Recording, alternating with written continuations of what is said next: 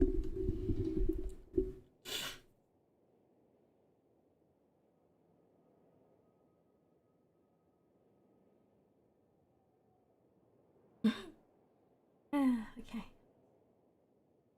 Here.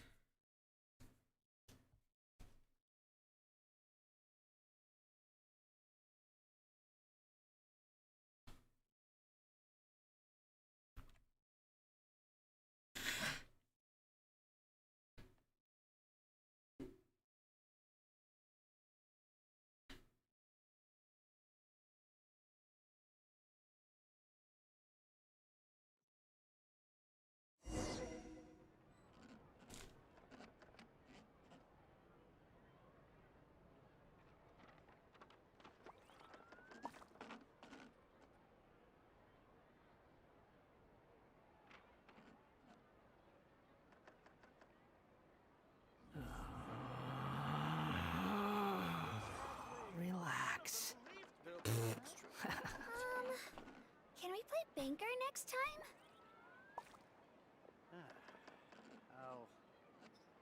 I'll think about it. You think I've got a sharp tongue? I just tell it like it is. If someone can't handle it, maybe that's their problem. Exactly, but none of them believed me. There'll be an extra fee for that. Hi! Oh, you're here! I didn't even notice. I was trying to make sure everything was right fixed. No sides. Well, let's go get it. Nice. Blink aggressively. Do I? There'll be an extra fee for that. Oops. For once, I'm reading about a character that isn't Skara. No, I'm joking.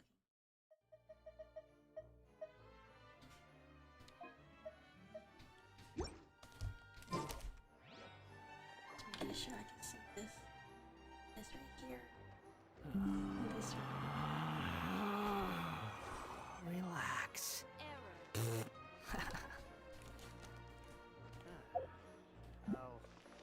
Wish I had Nailu, but I don't. So we'll use Skara as a stand-in. I had Kaveh. I could use him as a stand-in for the Goddess of Flowers. Because he has references to her in his attack on his constellations.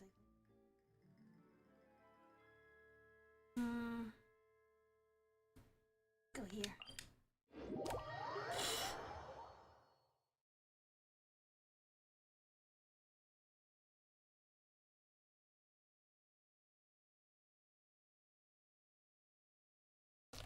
Oh, right, I was gonna send the link out. That's what I was doing.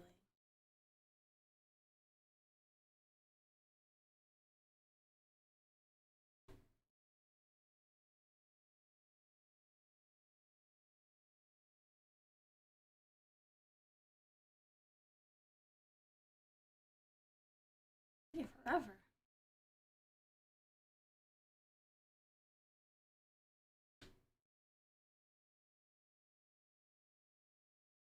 freeze?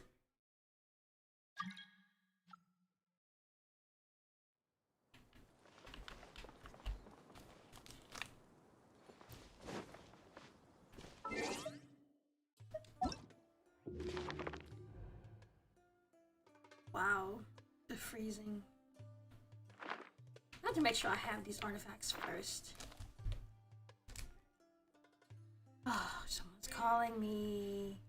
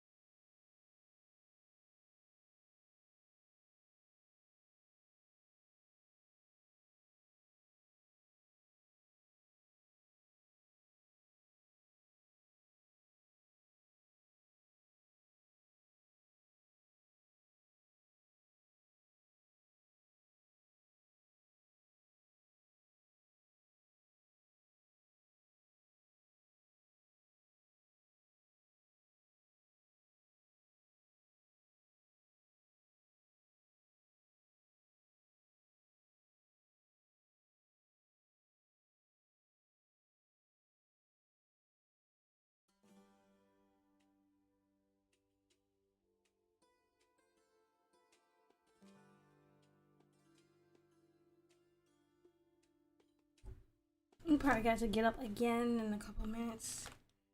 But I want to make sure I have these artifacts. I'm pretty sure I already have Deepwood unlocked in the archive.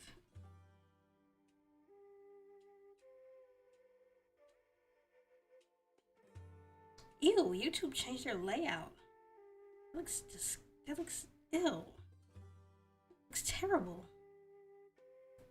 What compelled them to do that?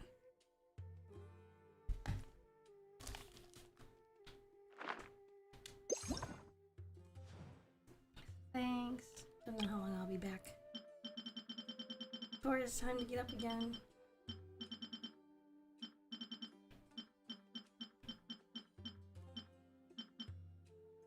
Oh good, I got all these.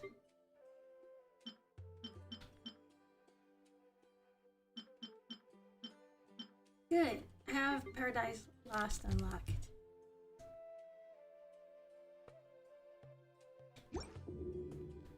I'm gonna keep this short, by the way, because a lot of the Goddess of Flowers stuff is in quests. I wonder, do I have the book?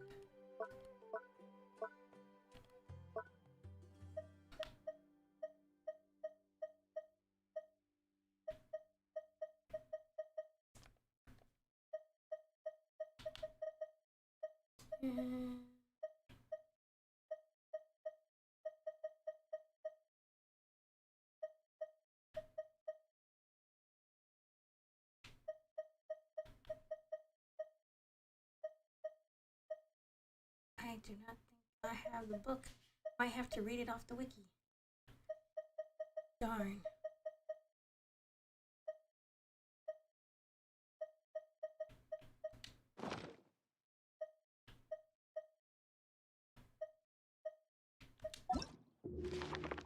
Oh, welcome back. I didn't know you left. I was just making sure I had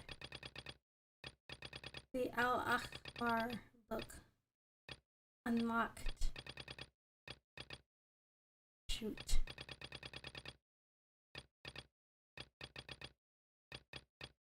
So it must be a Quest exclusive book. I could have sworn there were more books than that. Aggressively does it multiple times. Computer crash. You're not watching this while you're trying to play Baldur's Gate, are you? It's gonna lag.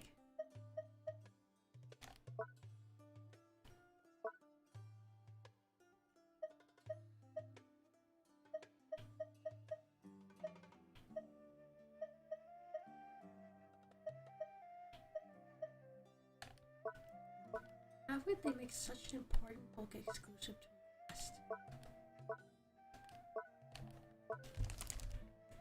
Let me see, where is this book located?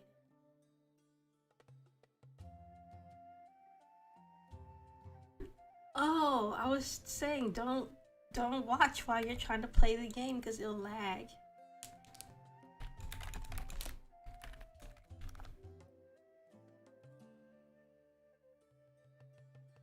Oh, this book is in the library. Okay.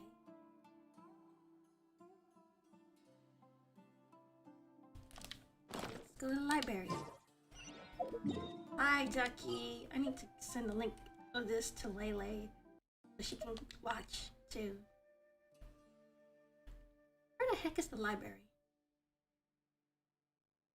I forgot. First gate is just really big.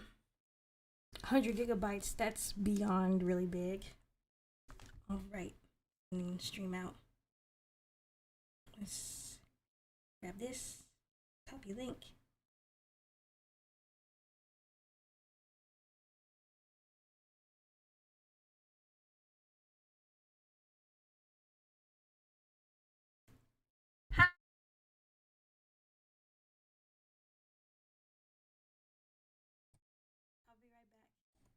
I'll be back.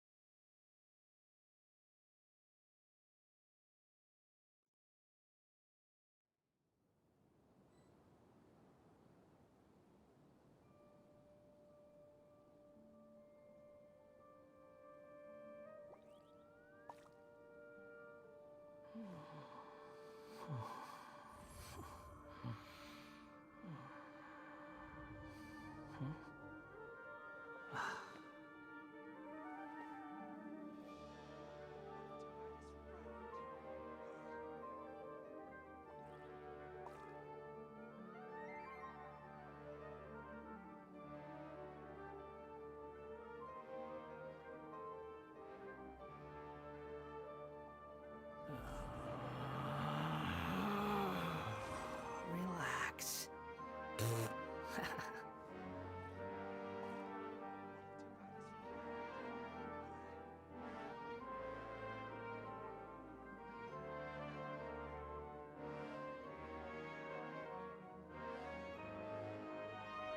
There's no need to exchange pleasantries.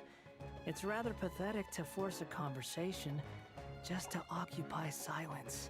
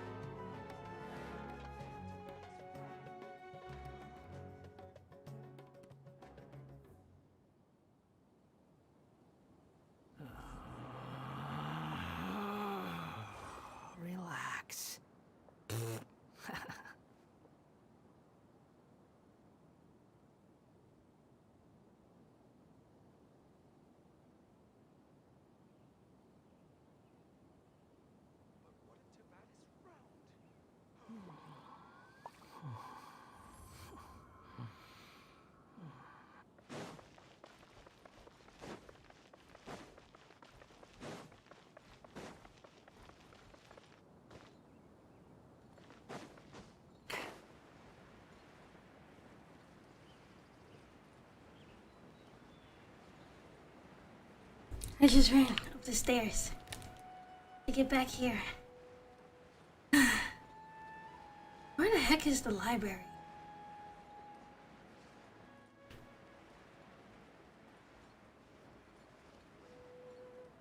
I haven't been to the library in so long. I don't know where it is anymore. Squall and Fury.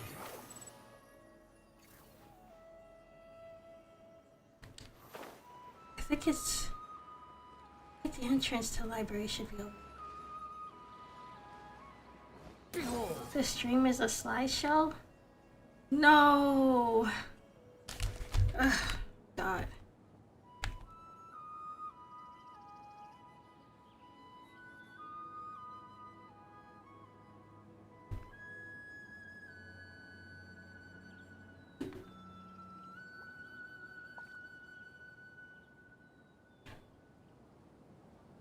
You think Wow. I've got a sharp tongue?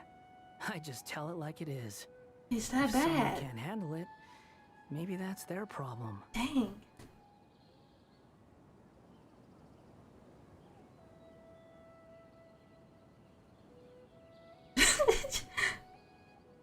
I guess the internet said no good goddess flower stream today.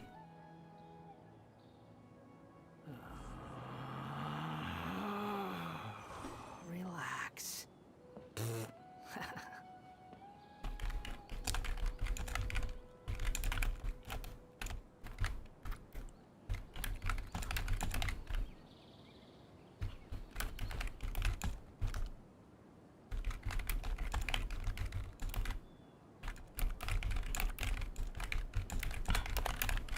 There's no need to exchange pleasantries.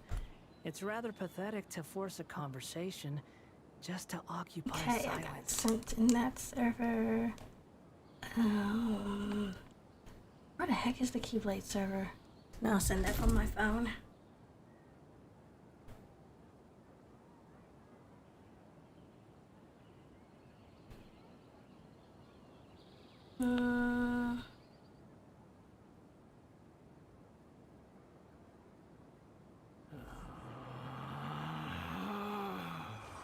Relax.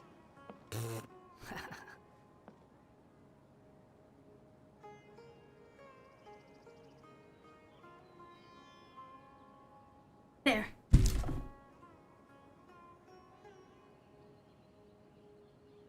Is it still 2 frames per second? I had a data transfer going, that's probably why it was a mess.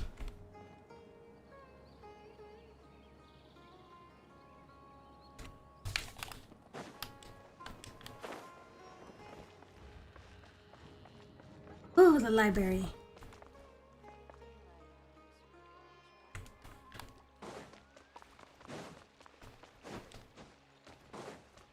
I told Astarion I didn't want to be with him, but he told me I was ungrateful. Wow.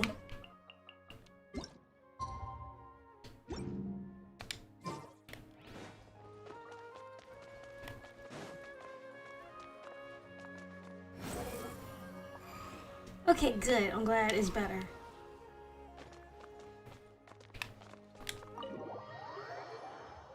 The game is lagging though.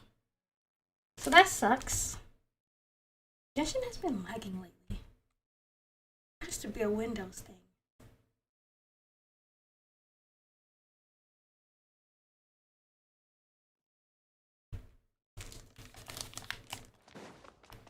So the book should be at Quit following me. one of these desks.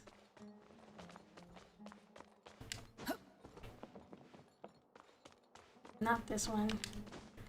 Or this one. Or here. Not here either.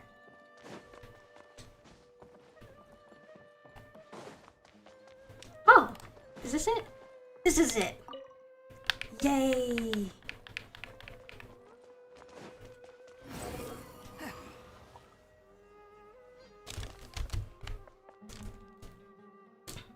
I'm not ungrateful. It's in slideshows. I reload the game and now I'm missing again. Oh, so you just told him that because you want to see what his reaction would be.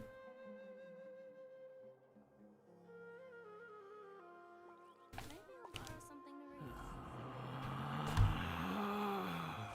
read. Relax.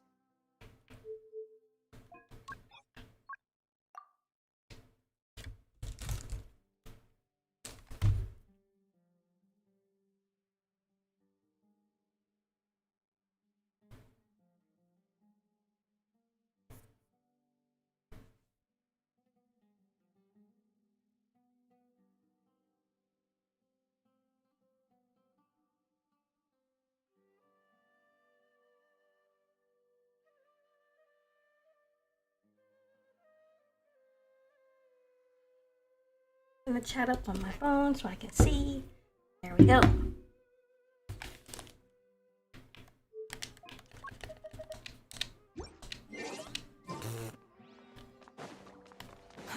Too slow.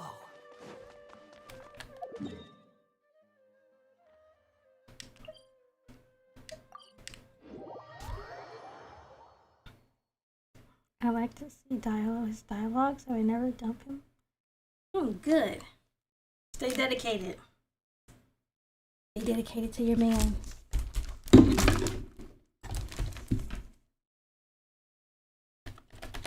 Come on, load faster.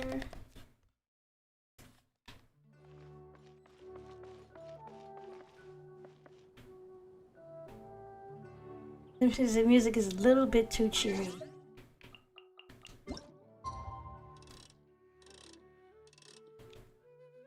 Play that sunset.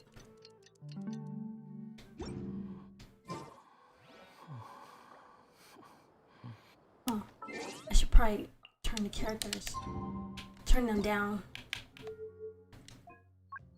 Paimon coming in. There we go.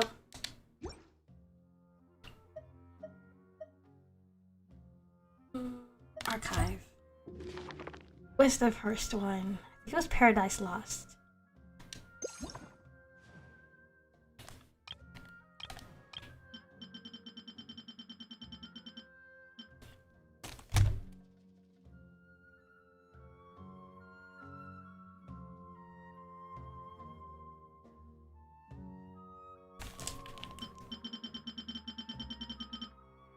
Here it is.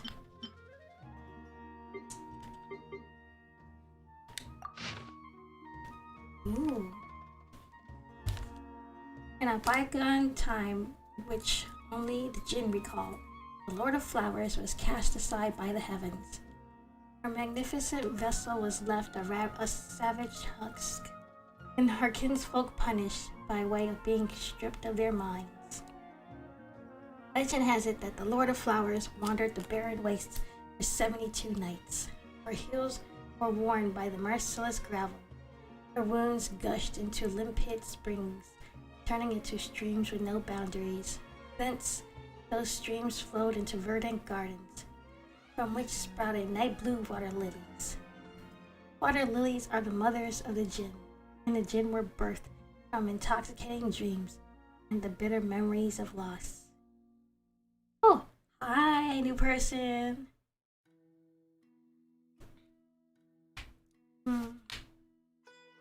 The first Jinn were creatures of wisdom.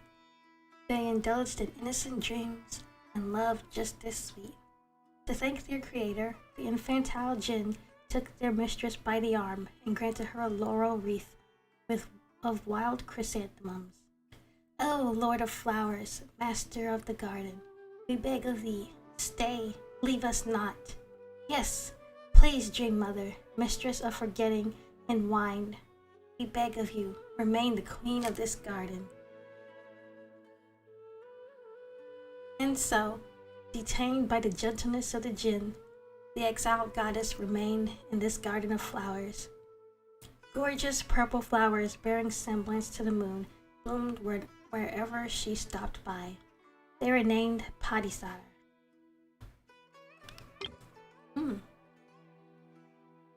In a bygone time of which only the Jinn weep, the mistress of Oasis made a final choice. At that moment, she learned that her fate was no riddle. but the key to opening a mysterious doorway.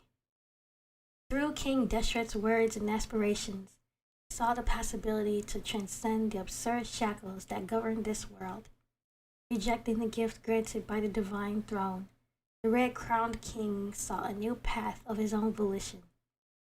Though the future she revealed was ruinous and bleak, the king refused to yield an inch. Even knowing that the journey was to be fraught with peril, even knowing those dearest to him were certain to fade before his very eyes, the Red Lord chose a noble lie, shepherding his followers on a path toward oblivion. He seeked but to chain the winds. Upon the tombstone of divinity shall humanity become the god of gods. Such a carefree dream was certain to be unmade. In ruins where lies are sundered, humanity will become the king of kings. The Lord of Flowers capitulated to her friend's folly, finding a most admirable rebellion burning within the ambitions of the god. An idea that joined the wisdom of thousands and the great attempt at binding their dreams to power. What hides here is more than lies, but also the future of humanity, burning like the sparks of hope.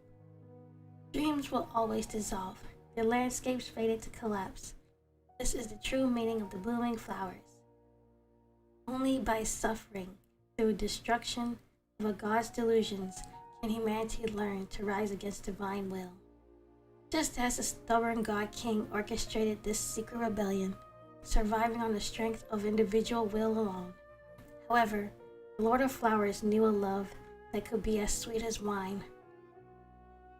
The god of flowers never knew a love that could be as sweet as wine, let alone the paltriness of human emotion. Brilliant as she was, even she could not easily predict these little beings would finally realize the truth. Have these so-called gods not been superfluous to use since the beginning? Is this about her warning Deshret against making that hive mind he wanted to do?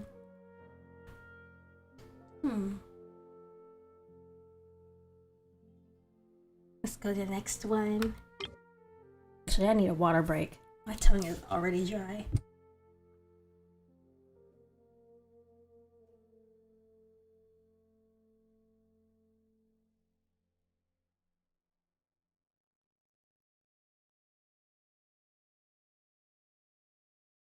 In a bygone time of which only the jinn could sigh, the Lord of the Desert built a cemetery for his beloved, with the gems beneath the deep sands as a power source and aid of the jinn.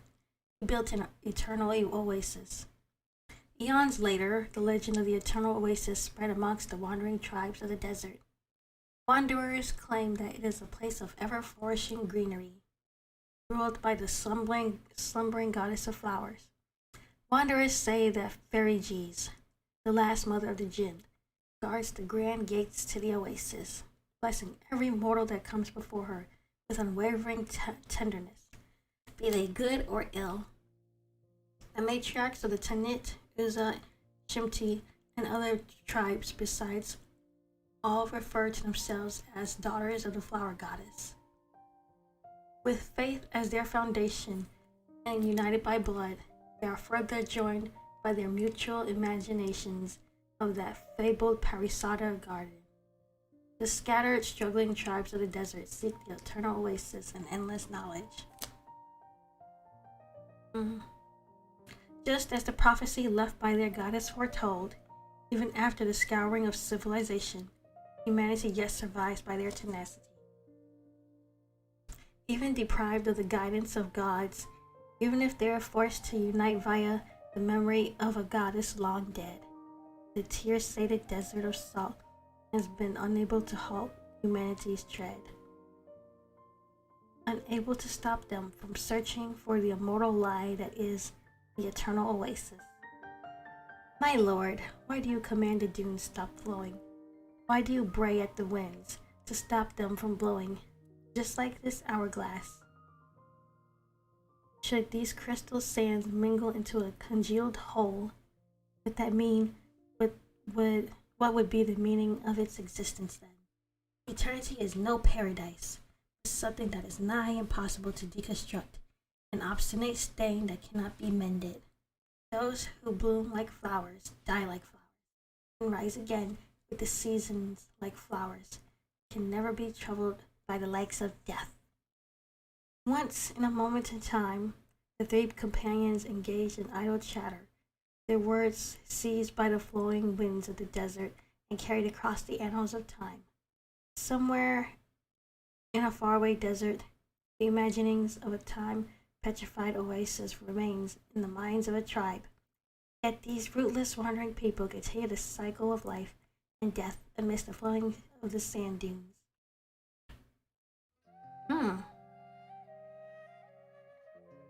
Funny thing how one of these artifacts mentioned like the King of Kings. That's actually a thing in, if I'm remembering, Christianity, I think. This last line here about the three companions must be Rukadevada Deshret and the goddess of flowers. What was her name again? Nabu. Yeah, that was her name.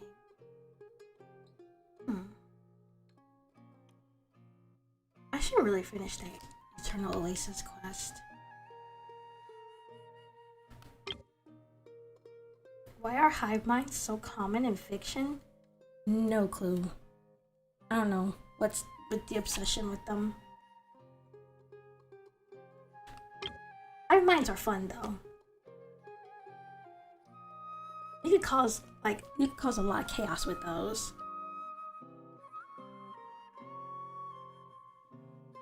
But I'm just reading all of that. Yeah, I'm reading the lore. Reading the lore. And making sure I keep the stream short. You know, just in case anyone else wants to like look back on these.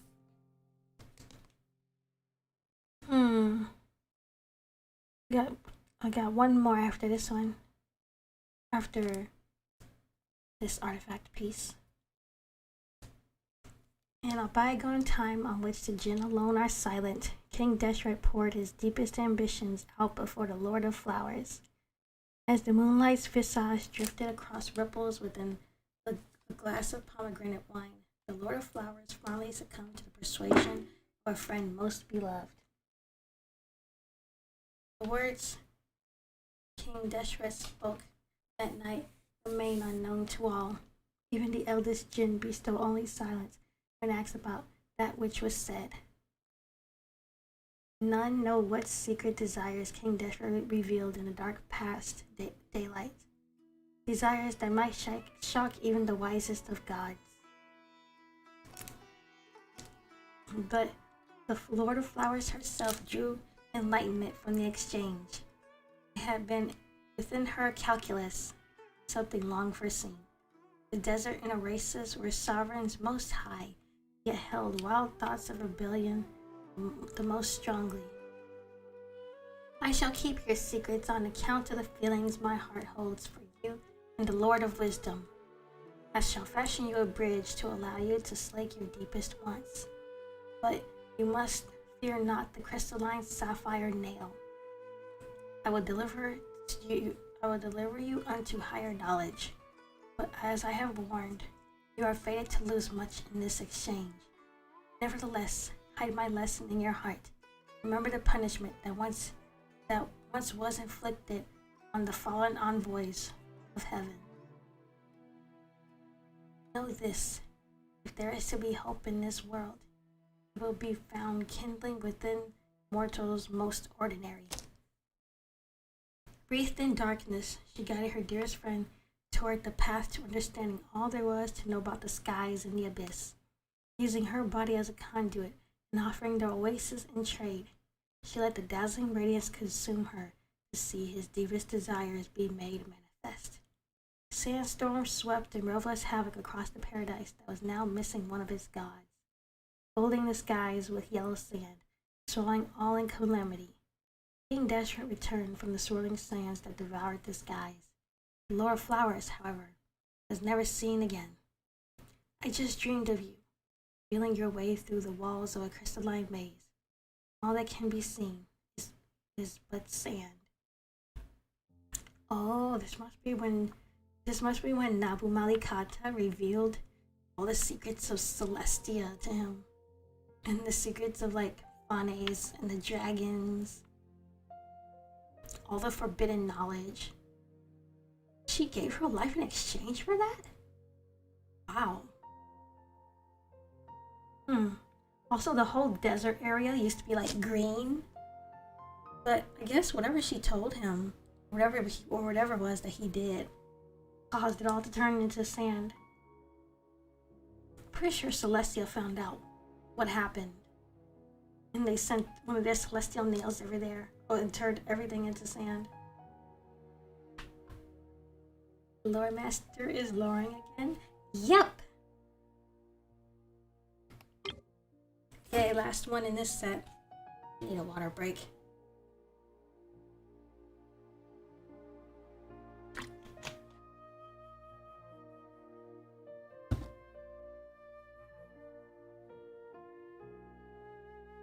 Oh, this is the one I really want to read.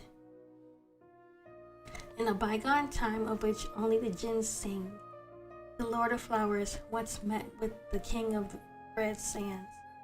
An age where kings vied against one another for power, King Deshret allowed his throne to be shared with two others. The jinn bequeathed the throne inlaid with emeralds and rubies to celebrate the union between the three friends. In honor of the eternal oasis and the flourishing party Saras, the Lord of Flowers wore an amethyst crown. But eternity is ultimately a lie. Intoxication and love could only grind memories down to broken dreams. You once asked me why I always sigh. Tonight, while the moon is bright, let me speak to you of things long past. It was a faraway time of calm and peace. Divine envoys spoke openly with the people then, bringing them the words from the heavens. But in time, invaders descended from beyond the firmament, bringing with them destruction, overturning rivers, spreading plagues. And though the invaders brought war to my former kin, they also brought about illusions that could break through shackles to the land. But the Master of the Heavens, consumed by fear for the rising tide of delusion and breakthroughs, sent the divine nails to mend the land, laying waste to the mortal realm. We then suffered the torment of exile. Stripped was our connection to heaven, to our powers of enlightenment. Since the disaster, I have long been cursed to never look again upon the heavens. It is my fortune that I have been able to maintain myself till now. But my home calls to me nigh constantly, even as a disaster between the stars and the abyss grows ever emergent on the surface of the crystals. Heed my warnings. Seek not the master of the four shades, and inquire not the mysteries of the sky and the abyss. Otherwise, as shown by the nail of retribution, certain calamity and sorrow shall follow. However, King Deshret disagreed with the warnings of his partner, silently swearing his intent to transgress. Wiping clean the tears of his companion beneath the moon's gaze, he spoke of his own desires to the goddess of flowers. Okay, so this one, I find it funny how she has an amethyst crown. She speaks of eternity and has the eternal oasis. Because Electro is purple and A is like purple, the color of eternity. I wonder what's the deeper meaning. I like that he shared his throne with Ruka Devada and Nabu. That's so cool. He loved his girlfriends. Or his girl besties. Let's see. So basically she tells the backstory of her people which maybe might be the Sealies, and how Phanes, Thanes, the one who overthrew the dragons, came and just changed everything about that world and rebuilt it just so he could put humans there. Kind of sucks. Let's see.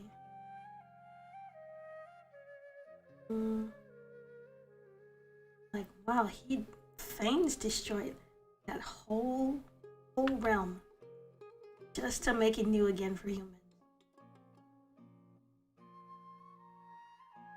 And let's see.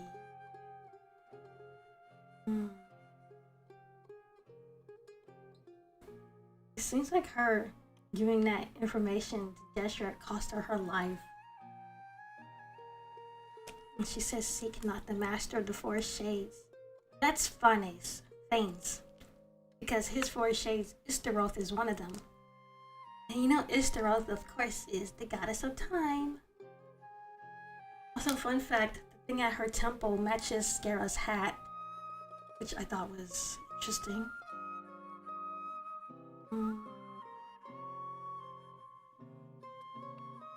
I want to know everything he told her. Let's move on to the next one. What was the next one? I think it was Deepwood Memories. Ooh, I want to read this one. After.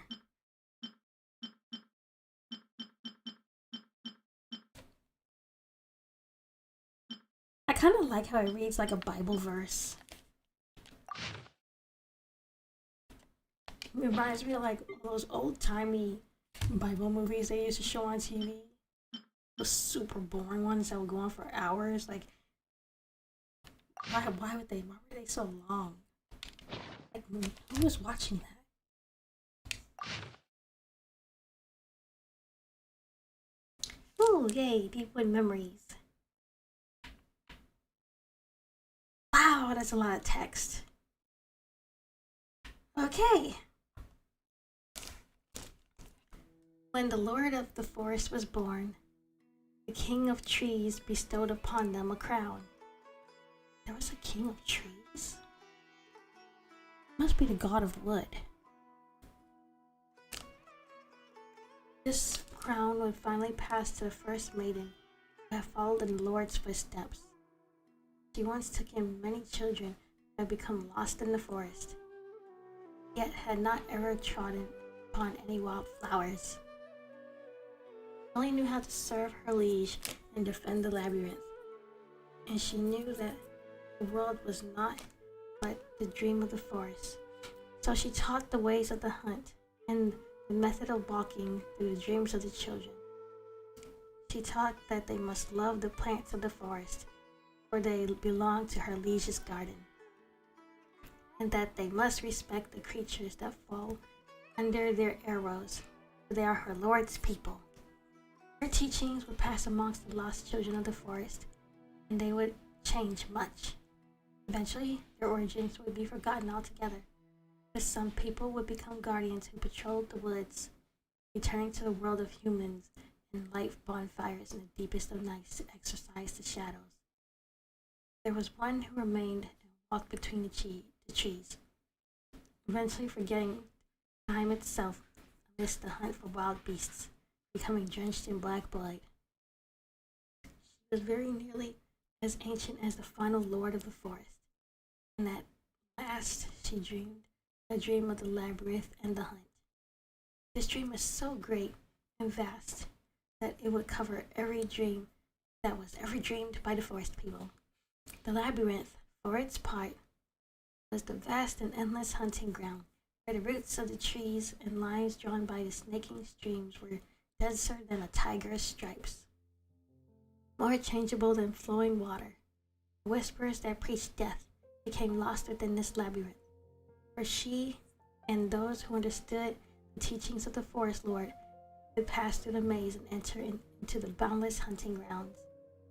Till at last, when the whispers have faded and the wicked beasts have fled far away, the she, now fully eroded, disappear together with that grand dream. She and many fragments of dreams would at last flow into the dreams of human scions. Like how a shattered mirror reflects many different images, the dreams she left behind are circulated through the narratives of the people in a myriad of forms. Those tales that became the widest spread emerged victorious and had nothing to do with her at all. Her name, as mentioned in those tales, for example, was in fact the name of the crown. In the end, all she had to herself was her true name, a handful of water that reflected the moonlight, and the golden flowers she had taken from the crown that her beloved king had given her. Ooh. Those were the years of the Lord of the Labyrinth. It is said that the most virtuous and visionary of the royal servants was a young girl who could understand the language of all beasts and read the poetry of moonlight. She guarded the silent forest, the still water that embraced the moon, and the endless hunting grounds at the very end of the forest dream. We were born in the verdant royal forest. Our world is under the tree shade and above the meadow. That which comes from the forest must return to it. As long as we follow the laws of nature, then we shall not fear death. For all those who follow nature must pass through the maze of the forest and reach that endless plain. The teachings once inspired many children, but like the blood of tigers, it too would slowly grow thin. Those were the years of the ominous moon. Those say that the blind boy followed in the footsteps of his white-armored brother, traversing kingdoms, mountains, and rivers, at last becoming lost in the dark forest. He was too obsessed with swordsmanship, but was gentler than anyone. He was too dogmatic, but adhered to justice more than anyone. At the end of the everlasting white phantom in his heart, what he discovered was a relic of the woods, pure white as the moonlight. Later, there came many beasts that lusted after flesh and blood. When the hunters finally came to him, following the shimmering light of the white branches, he had already lost the power to make wishes, and the white form that once guided him had faded into darkness and disappeared. Those were the years when the night was on the rise. Those were the years when the dawn was still far off. From the nightmare, the wise caught a glimpse of the dark long sword and the red blooming in the water. So who the heck is this about? The White Branches is obviously about Irminsul. But is this about Rukkhadevata? I'm gonna continue reading it anyway because it's interesting. I don't know what the heck is going on, but I'll decipher it later.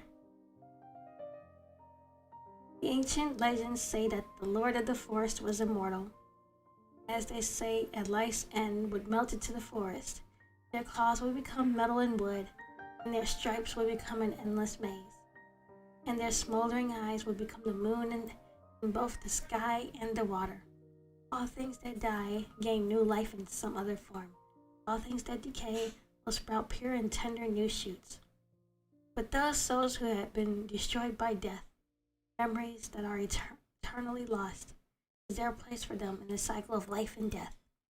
The soul is a void concept. The memories must one day return to the land. What is there to worry about if something that was always void were to fade away?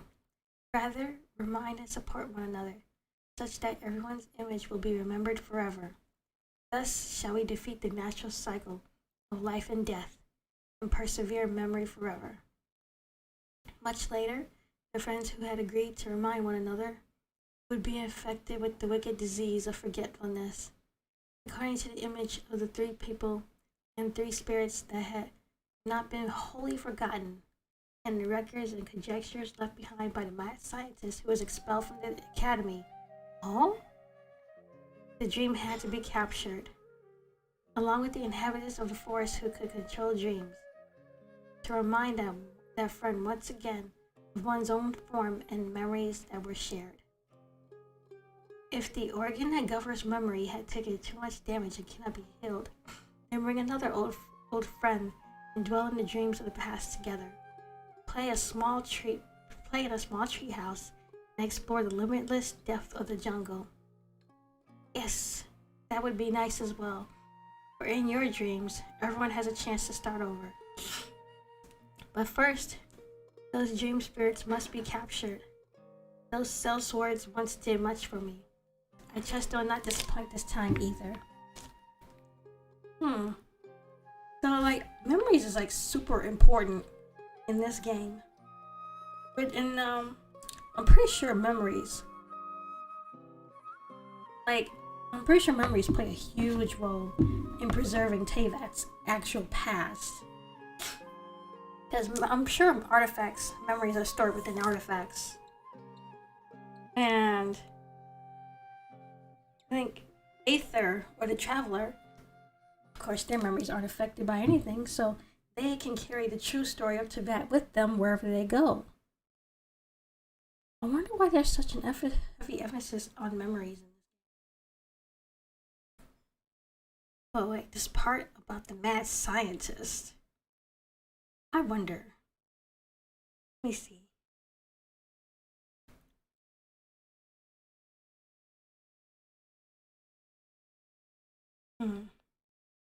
Googling.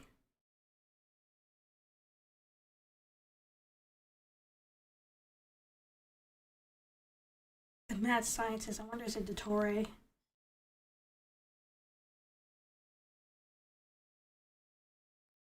I feel like this part about the mad scientist that's mentioned in this artifact set is Dottore. Because he's the only scientist we know so far that was expelled from the academia. So, that's interesting he's mentioned here.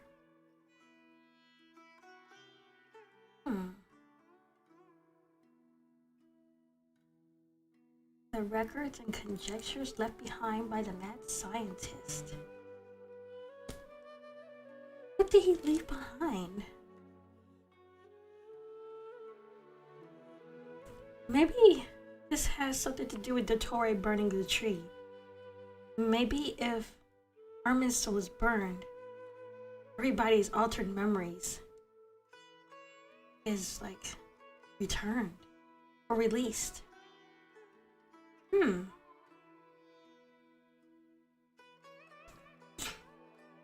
Interesting.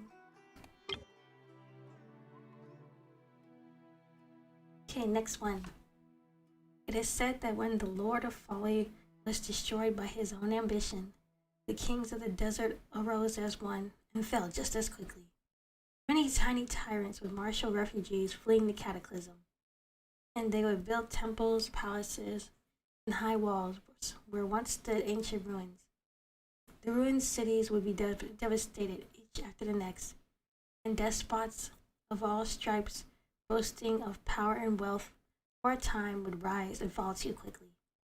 This oil lamp belonged to one of the young princes of the decaying kingdoms. It was one of the remaining treasures hidden away in his trove.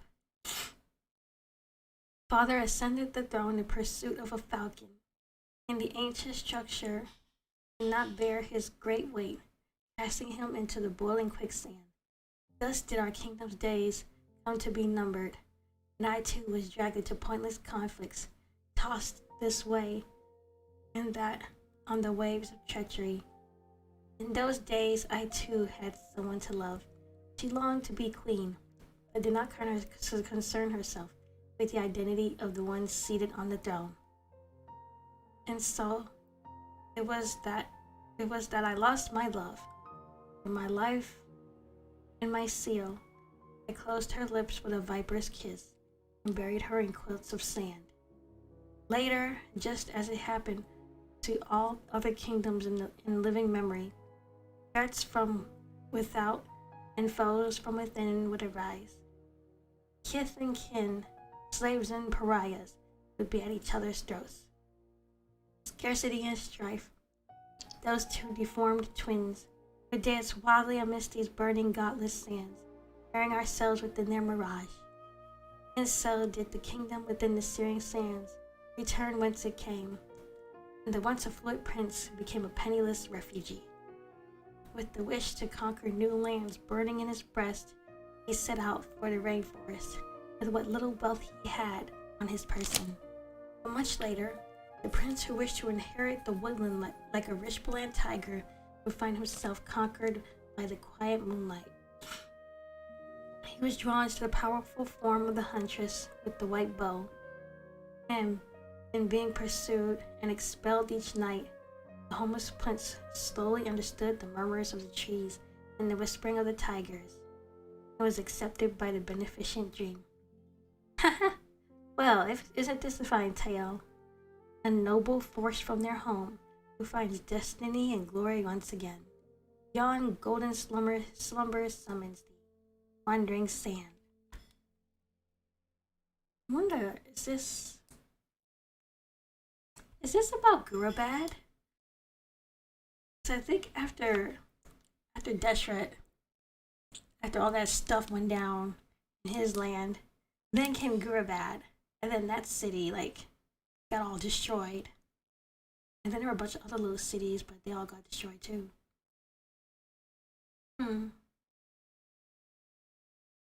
Who is the prince in this story? This is interesting. I wonder, is the prince Shiruya, the last prince of Gurabad, who some people think is the Tory? Very interesting. I'm thinking now.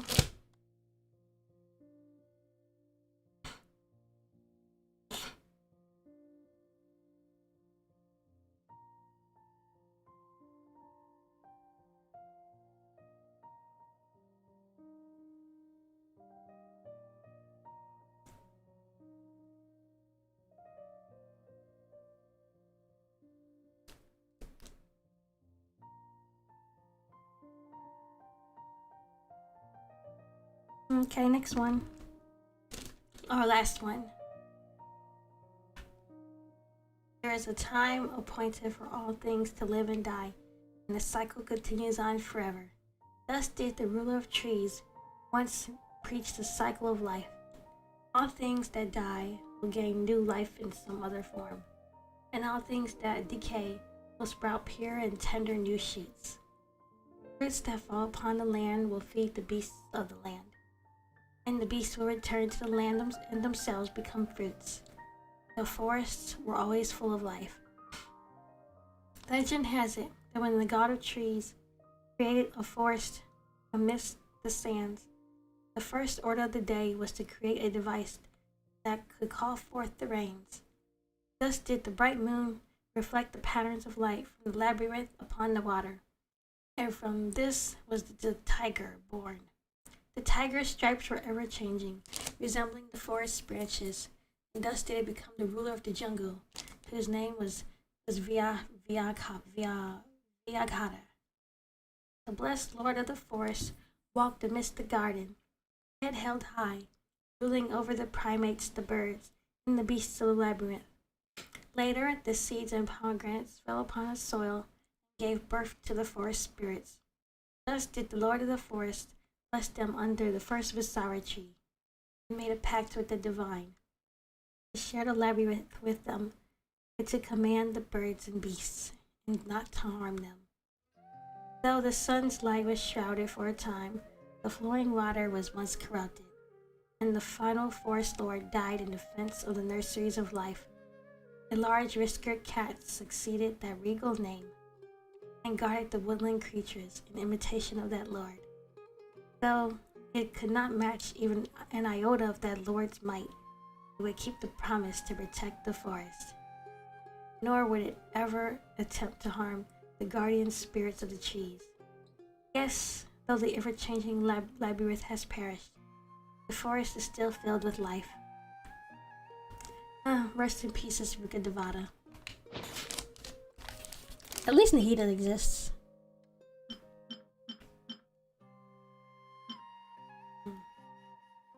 I kind of want to read this. I think that's enough today. twice. This one's censored.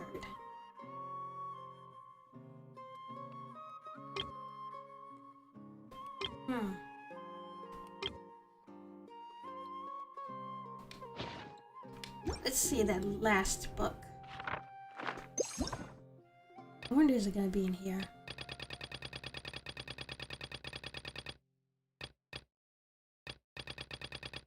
Okay, so it must be in the inventory.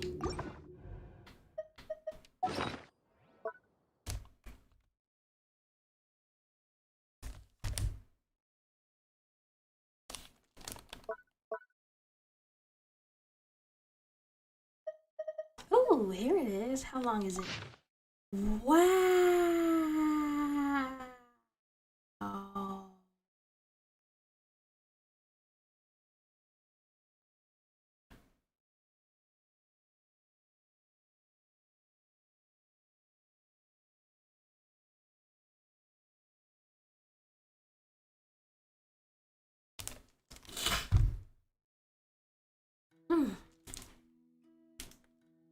That's...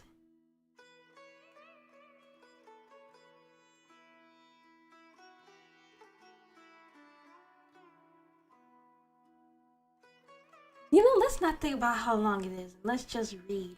Let's just sit back, enjoy something, you know, get some snacks or whatever. Enjoy the story. Let me get a water break.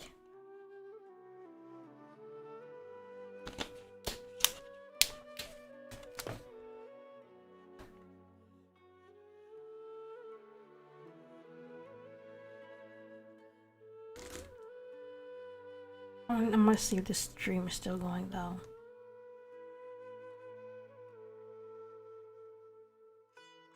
Okay.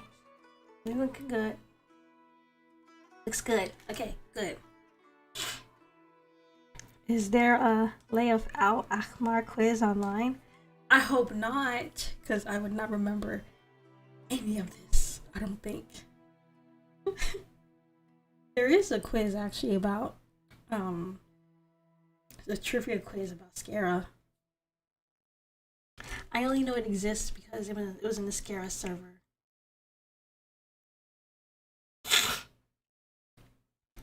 According to the desert dwellers, the world was once ruled by a king named Al-Ahmar. King Deshret, by the way. The king of warriors, horticulturists, and sages. He controlled the winds whistling through the desert. The dunes turned bright silver by moonlight. And the 1001 jinn who hid within the night and the calls of owls. They say that Al-Ahmar was a son of the sky. That is why he was known as the king of the world and received the fervent faith of countless people from the 3 great tribes, and was even adored by the elusive jinn. Whenever he looked up to the sky, he recalled the boundless paradise high above and the merciless reign of 1,000 years past. Al-Ahmar could not help but lower his noble head and sigh helplessly. At such moments, even the songs of the nightingale and the aroma of roses could not put him from his sorrow. Oh yeah, King Deshret is probably theorized to be from Celestia. I mean, like, for being from the sky. That screams Celestian. The desert dwellers knew well that the ravings of nostalgia often presaged the arrival of calamity. But in that world where the wise enjoyed peace and happiness, and in the era where brave young men and women courted like lions and roses, no one foresaw the arrival of catastrophe. Oh yeah, fun fact, goddess of flowers, Nabu, she really liked to party. They called her the goddess of wine and song. We love a party animal god. But how should we blame the people and spirits of the past if one as wise as the greatest of sages, Hermanubis, could never have known that the valiant tribe that once could equal the dragons would be reduced to corpse-eating monsters 1,000 years later? and that their sullied honor and bones would be buried for eternity beneath the gilded dunes.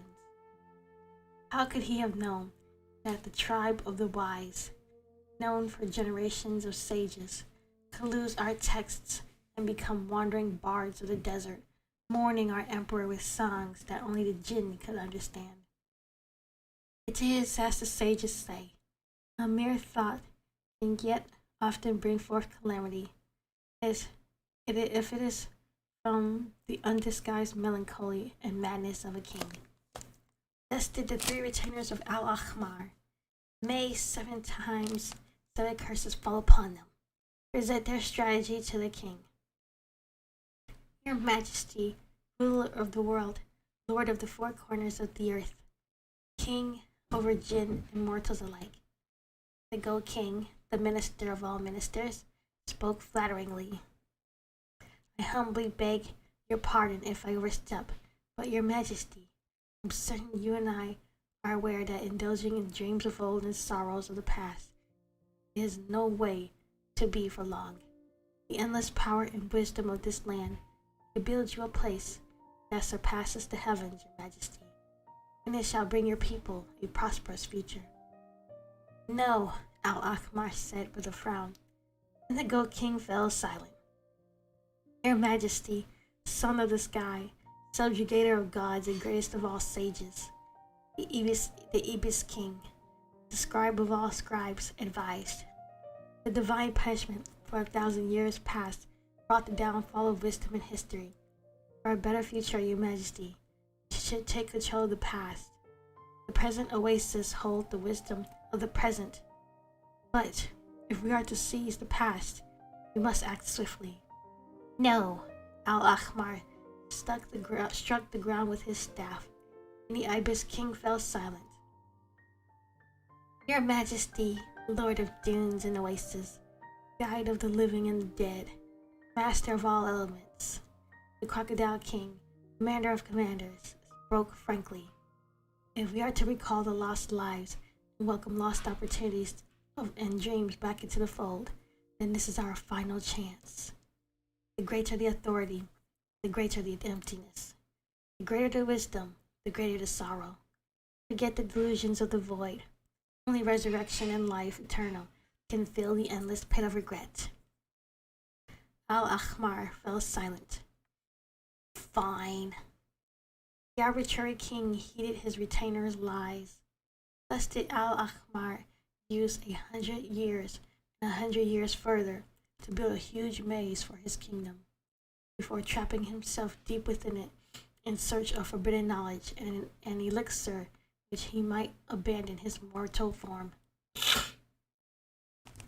The subsequent events are knowledge that should not be revisited.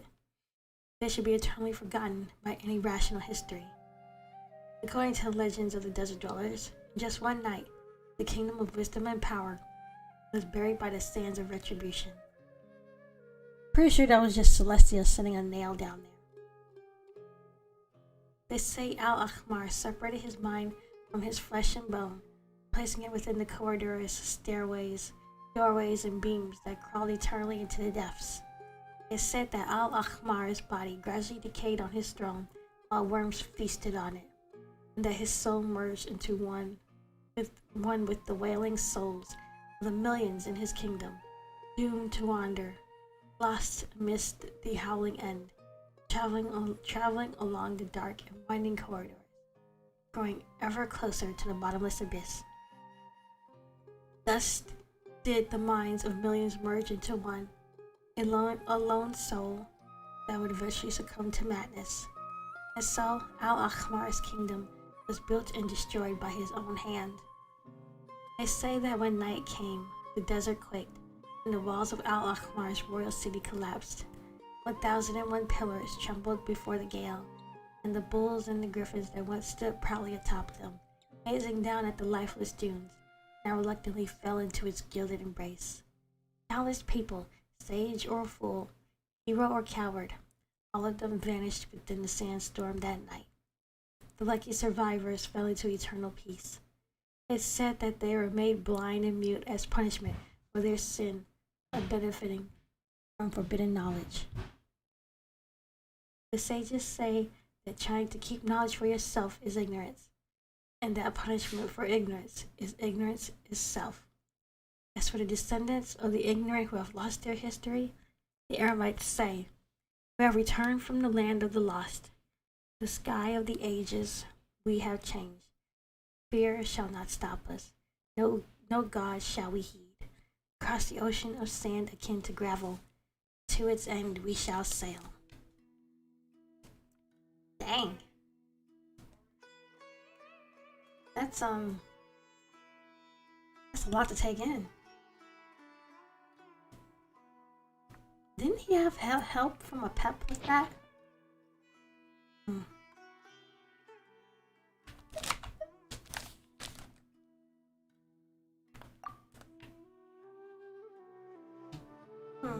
Oh, I'll be right back.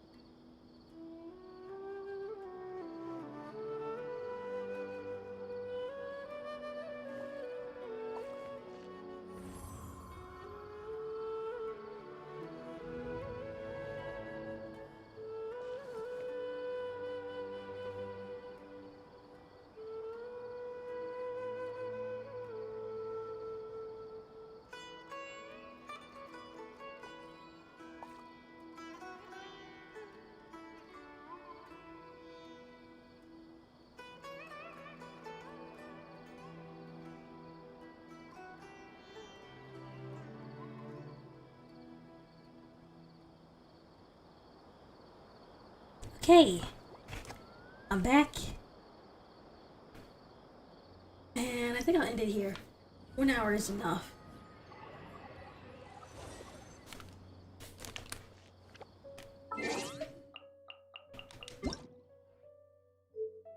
I'll probably come back later. Paimon coming in! Paimon coming in! I just didn't want this one to be long as heck. What's he looking at?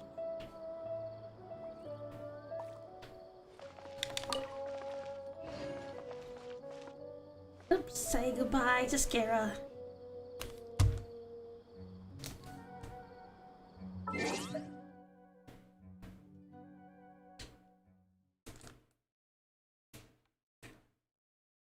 I need to work on my teapot. I'll come back and do that. Bye! Oh wait, I need to get the stream music. Oops. Okay, now, bye.